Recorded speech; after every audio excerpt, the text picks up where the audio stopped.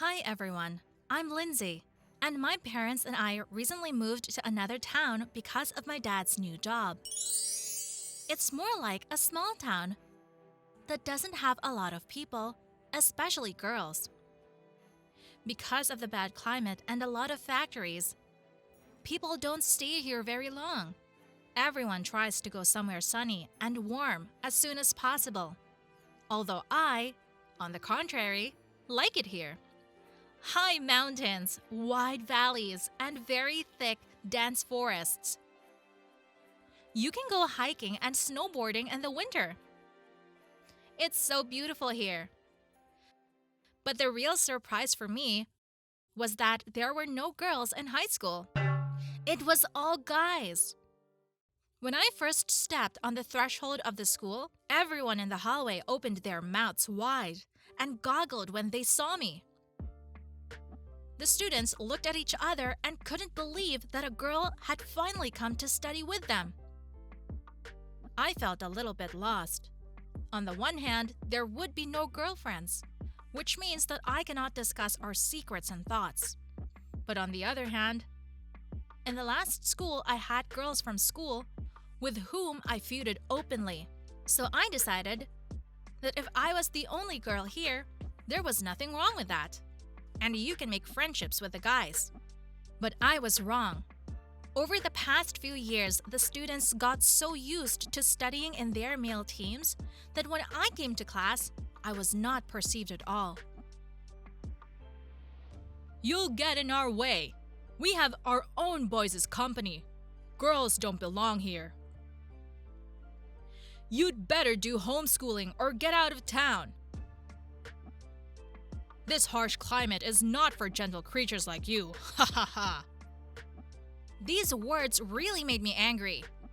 Yes, I love dresses and the color pink. But that doesn't mean I'm afraid of bad weather or some boys who think they can tell me what to do.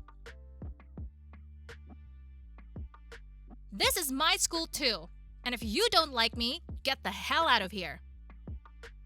They got terribly angry. It seemed like they were going to throw my bag out the window. But the teacher came into the classroom and started the lesson.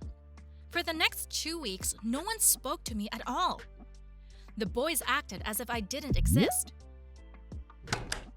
Even if I wanted to ask something and I turned to one of them, they turned away and pretended like nothing was going on. That really pissed me off. And what was also annoying was the attitude of the teachers. They added even more fuel to the fire with their care and attention. Every time I was in class, the teachers would ask me if I was not cold.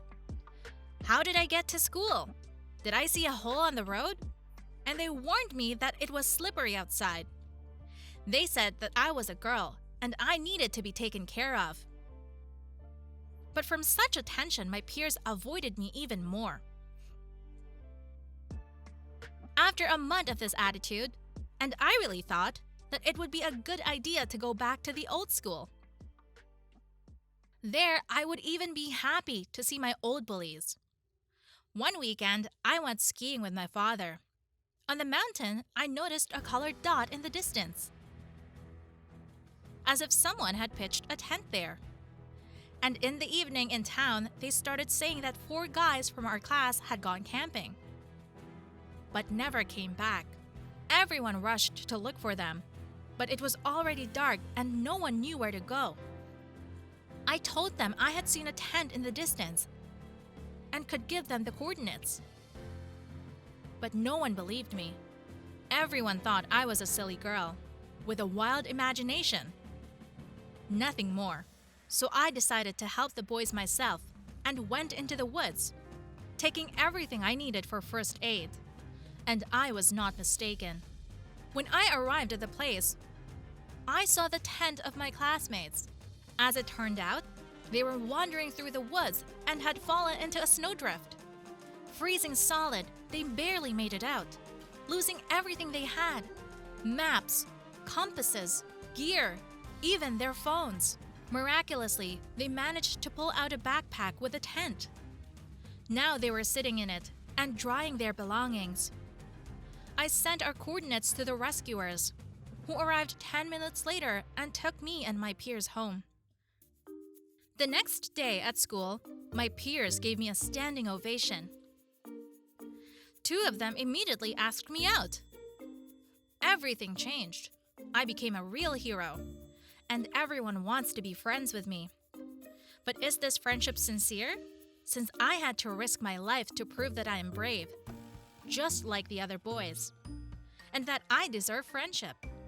And in the evening, my dad said that my mother and I could go back to where we used to live, and I could go back to my old school.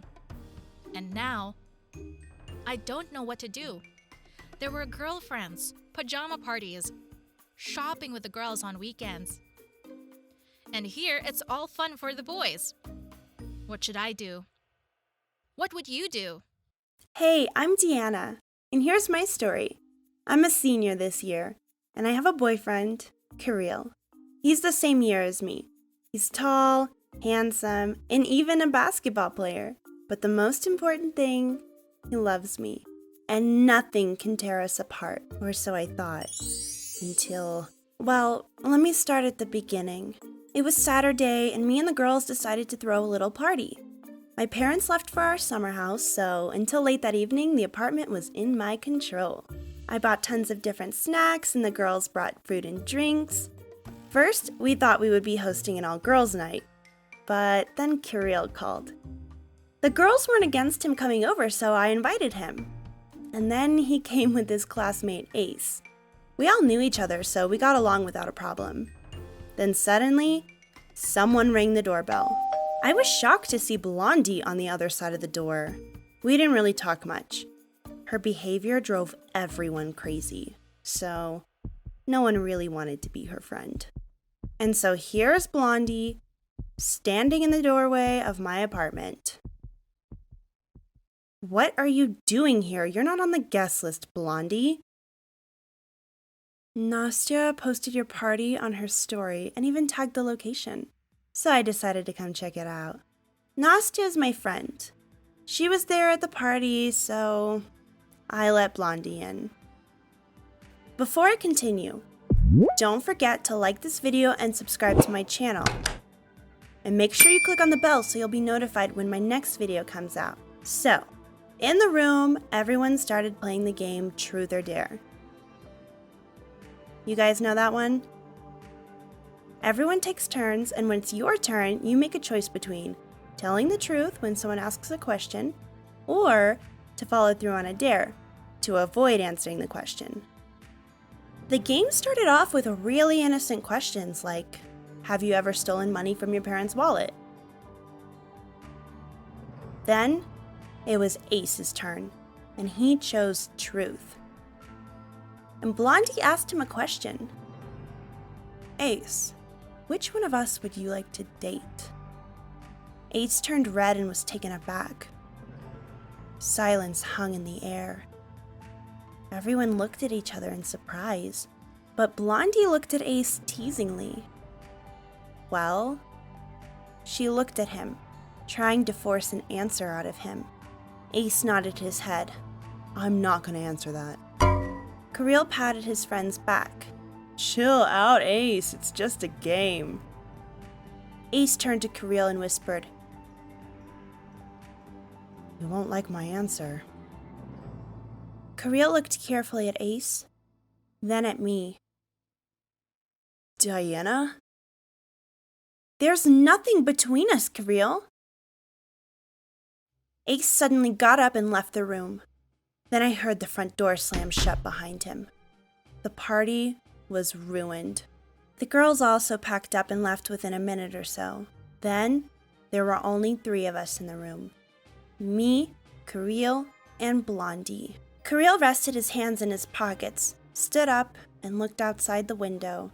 He was waiting for an explanation. Blondie, as if not noticing me, went up to Kirill and handed him her phone. There's a reason I asked Ace that question, Key.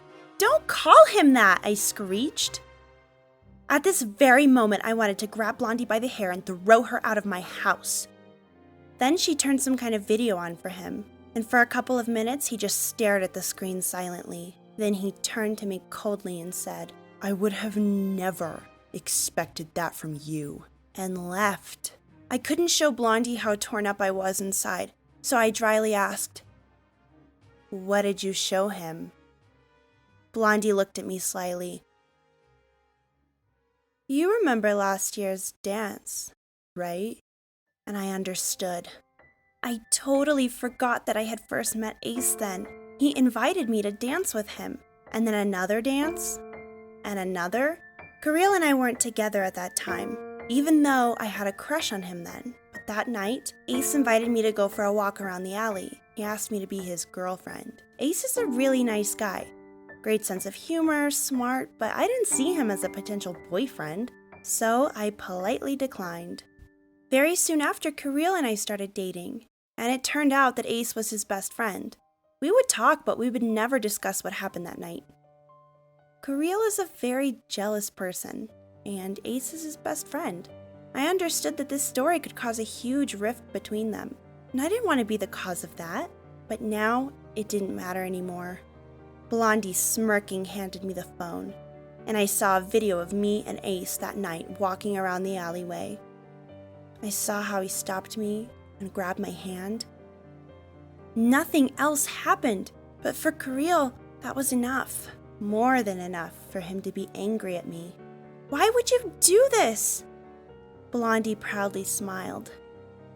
"I really like Kirill.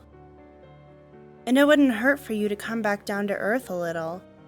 You've gotten such a big ego. Ciao. I'm gonna go catch up to Kirill. He really needs some support right now." She ran out, giggling. I sunk into the couch. Should I write or call Kirill right now? He definitely wouldn't answer. Should I wait a couple of days or run after him now? Maybe I should talk to Ace. Ask him to tell his best friend everything exactly as it happened. I have so many questions swirling around my head and not a single logical answer. Maybe you guys have some advice for me? Have you ever been in a situation like this? How do I fix it? What do I do? Write me in the comments, please. I'll be waiting.